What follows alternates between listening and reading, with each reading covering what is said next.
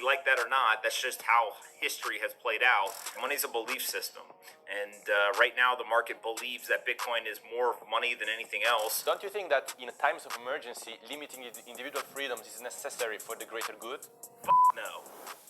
Hi everyone, my name is Giovanni. Today on our show, we have a very special guest, Bitcoin bull, investor, co-founder at Morgan Creek Digital, Anthony Pompliano. How are you, Anthony? I'm doing well. How are you? I'm great. So before we start, Anthony, I want to mention that we asked our audience to suggest the questions for the interview today, and we picked the most interesting ones. So be prepared for that. Awesome. So in the past, you disclosed that 50% of your net worth is in Bitcoin. Over 50% of my net worth is in Bitcoin, and I don't plan to sell it. I forbid that. That's insane. After the latest market turmoil, have you made some adjustments in your portfolio? Yeah, I bought more. How much more? Enough. Okay, so while a lot of people were actually escaping this kind of in this kind of liquidity crisis, you actually moved in the opposite direction.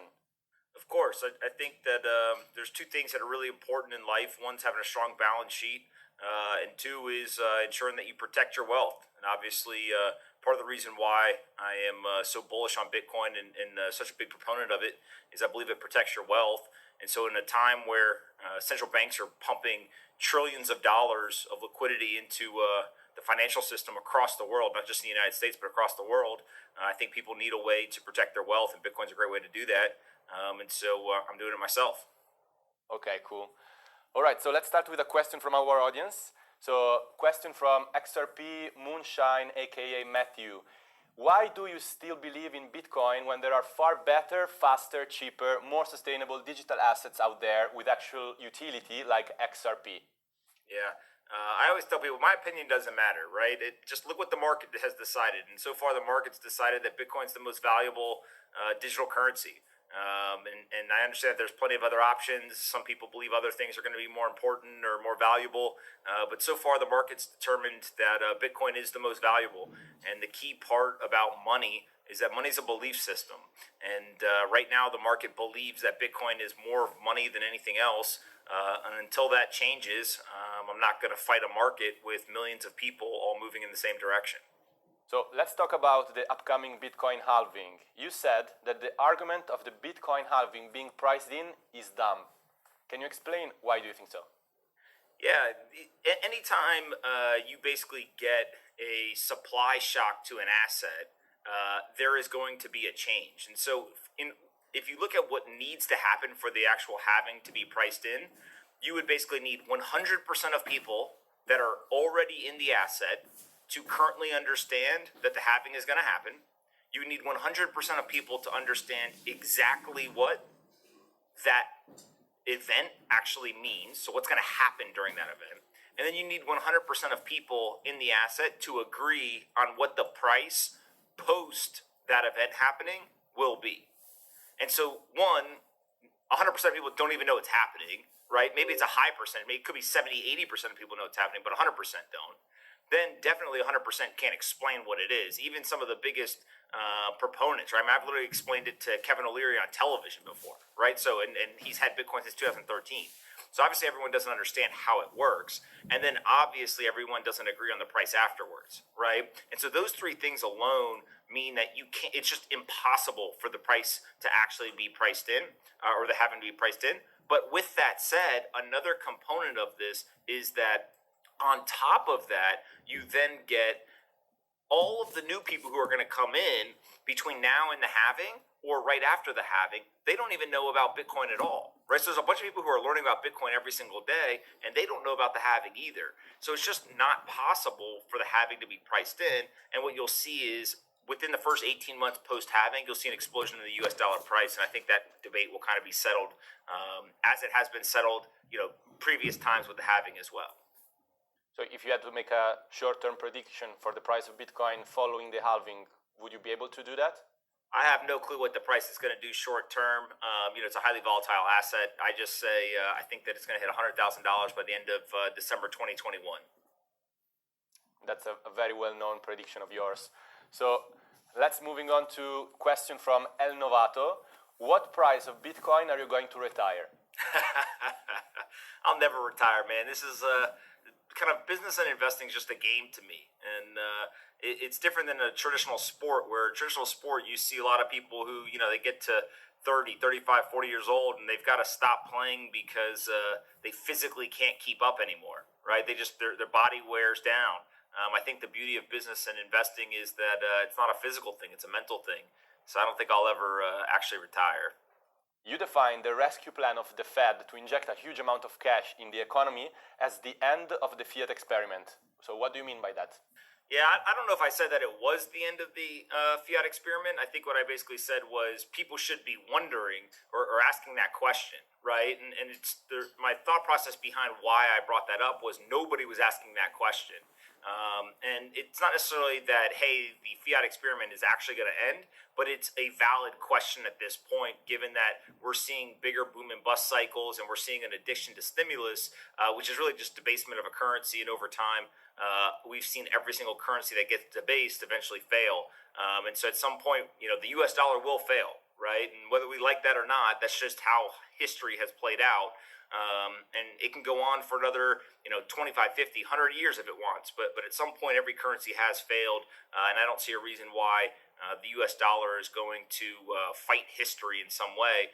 And so kind of the current need for Federal Reserve or other central banks to inject liquidity into an economy to keep it running, I think is a way to ask the question is this the end of the fiat experiment? Mm-hmm. So if any currency is going to fail sooner or later, don't you include Bitcoin in this list? Don't you think that Bitcoin will also fail at a certain point as other currencies?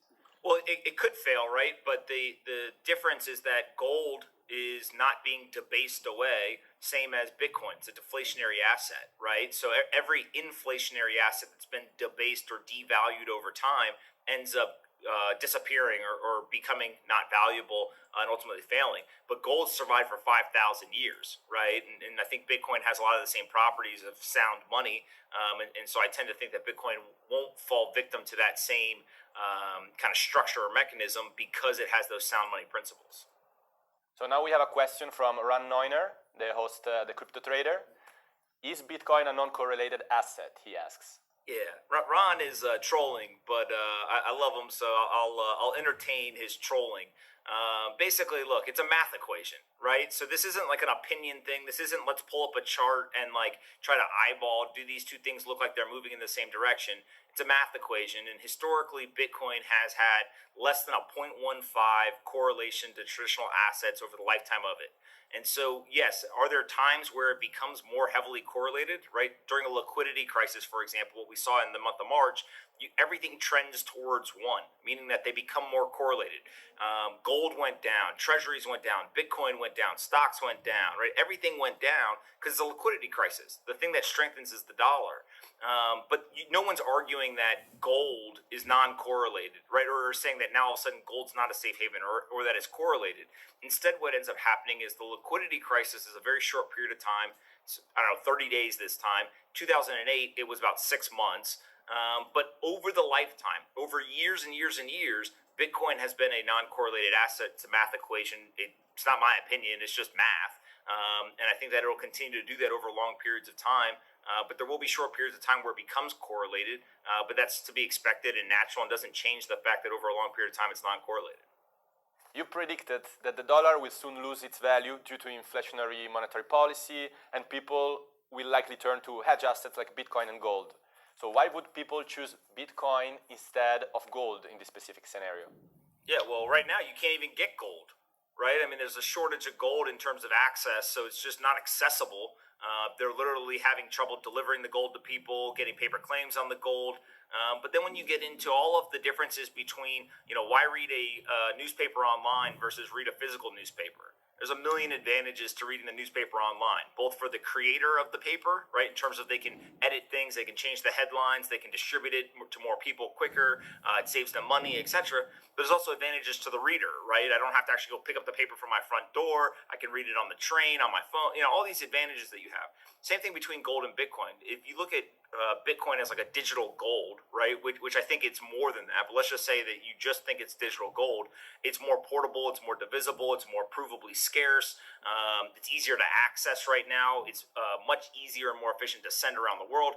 It just has multiple advantages over kind of the entire aspects of gold. And so I think that over time people will learn about that and eventually move to Bitcoin.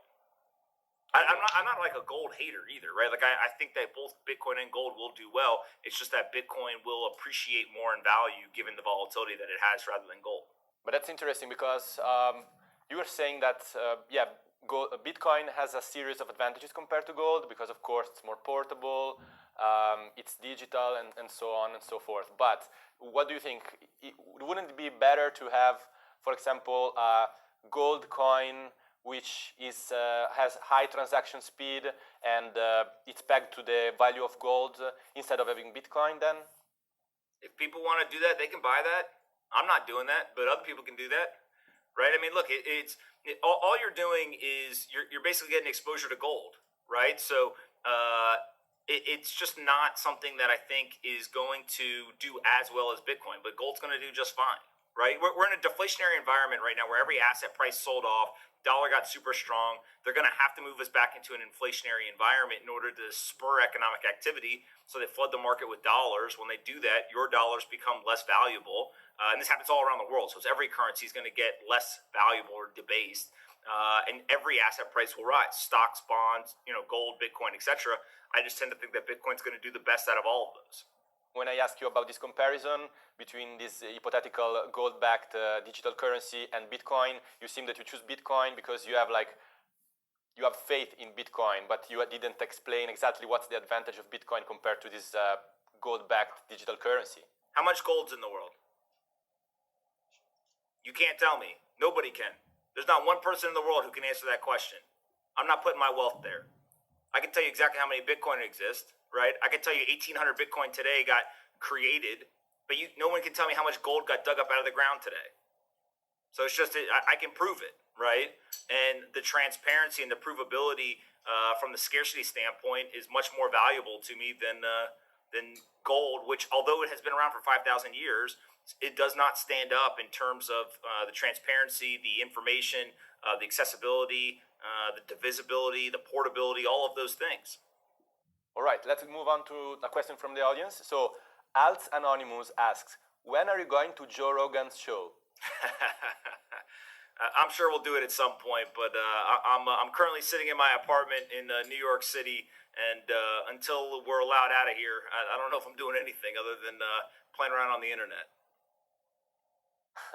Yeah, I see, the quarantine routine.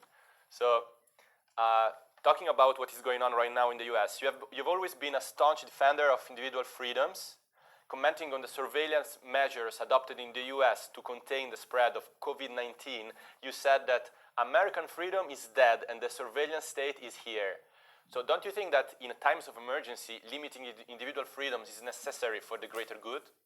No, right? I mean, if you think about it from the sense of the American, part of what makes the United States of America so great, right? And the absolute powerhouse of the world is the fact that we have the United States Constitution. And the United States Constitution is there to protect the people from the government. That's exactly why the Constitution is there. It is our rights. And it's not a document that says this applies except for in times of crisis. It's actually the opposite. It really should apply, and we should really pay attention to it in times of crisis, because that's when people will try to take civil liberties and personal freedoms. And what we're seeing are absolute violations of the Constitution. And what I tend to think will happen is that there will be liberties and freedoms that are given up over time, but that doesn't make it right. And I think that given the platform I have, it's important for me and others to stand up and say, this is not right. This is a violation of the Constitution. This is an encroachment on those personal freedoms and civil liberties, right? And look, if people don't say things, then we might as well just give up all of the freedom, just tear up the Constitution, right? But I think that it's important to continue to call out the bullshit when we see it. And there's no scenario, not one single scenario, whether it's a terrorist attack, a virus, or anything else, that warrants the encroachment on civil liberties, because once you start to encroach, all of a sudden, next thing you know, you're talking about communism, right? You're talking about dictatorships. You're talking about what every other country that has fallen into those positions, they all started out with small little encroachments on their freedom. And then next thing you know, they're not free, right? It's kind of the point of freedom. Anthony, we are heading towards a global economic recession. According to you, can you give a piece of advice to investors? Where should they put their money into? Yeah, I mean, look, I don't really give it financial advice, right? I think the question is you've got to take into account who the person is, where they are in their life, what responsibilities they have, what their risk appetite is. Kind of all of those things make it impossible to give an answer that's just kind of a silver bullet for everybody. With that said, I think that there's a couple of key pieces that people should think about. One is have cash so you can weather the storm. Right, I think part of what people don't realize is this is not something where the economy is going to be shut off until May 1st, and next thing you know they're going to be like, all right, everyone come out of your homes, turn all the businesses back on. Let's go back to the old days of January and February 2020. It's not going to happen. Right, we are in for a really, really bad economic environment, and so people need to have the liquid cash available to weather that storm. You got to be able to pay your rent for 12 months. You got to be able to, get food. You've got to be able to do all of those things, and so kind of having the liquidity is really important. Then once you know that you're going to survive, then you can start to position your portfolio to thrive coming out of this. And like I said, we're in a deflationary environment now, so dollars are king. Every other asset has sold off. It's probably not done selling off in many asset classes. Over time, we'll go back to an inflationary environment. Those asset prices will all rise. I mean, frankly, you can put a bandana around your eyes and pick any asset, and they're probably going to go up in price at some point. But timing the market is really stupid, I think. And so what I choose to do is I basically choose to have cash. I've got a little bit of real estate. And then I basically put money into Bitcoin to protect my wealth. And those three things are how I position myself, along with some illiquid investments, in order to kind of best position myself to, one, have the optionality of surviving 2-3 years of a market downturn, but also positioning myself well coming out of this. And I think that a lot more people are starting to realize having sound money, having kind of the people's money, if you will, the thing that no one can manipulate, the thing that you can transparently prove you own, how much is out there, and you're in control of. I think a lot of people are starting to realize, hey, that might actually be more valuable than I originally thought, and we'll see what happens. You mentioned real estate, so you think that owning real estates in this kind of recession is a good thing? Yeah, look, frankly, Bitcoin's digital real estate to some degree, right? There's 21 million of them, and I own some of them. You probably own some of them, right? Everyone listening probably owns some of it, but there's only 21 million. Land's no different.